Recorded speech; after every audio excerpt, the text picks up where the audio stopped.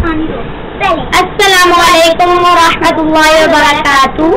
आज हम आपको कुछ ट्रिक्स सिखाएंगे।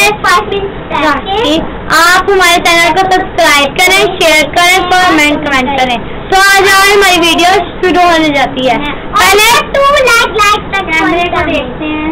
आप हमारी इस वीडियो में जो है होंगी वो हैंड ट्रिक्स होंगी और बैलून ट्रिक्स होंगी। सबसे पहले हम आपको हैंड ट्रिक्स दिखाते हैं। फर्स्ट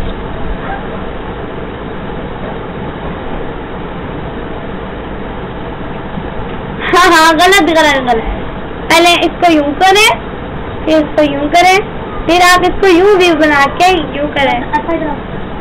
ओके, अब हमको आपको दूसरा हैंड ट्रिक बताएंगे बैलून ट्रिक का। ये देखिए, ये है एक बैलून।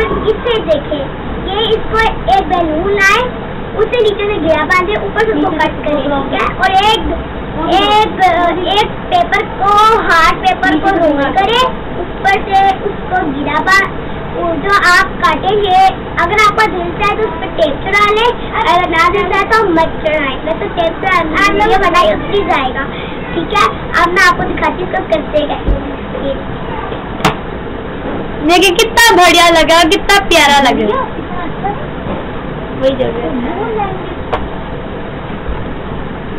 चले, अब आप इसको दूसरी हैंड ट्रिक करना सिखाएं, कैसे करते हैं। ये देखिए, आपको एक कीड़ा दिखाऊं।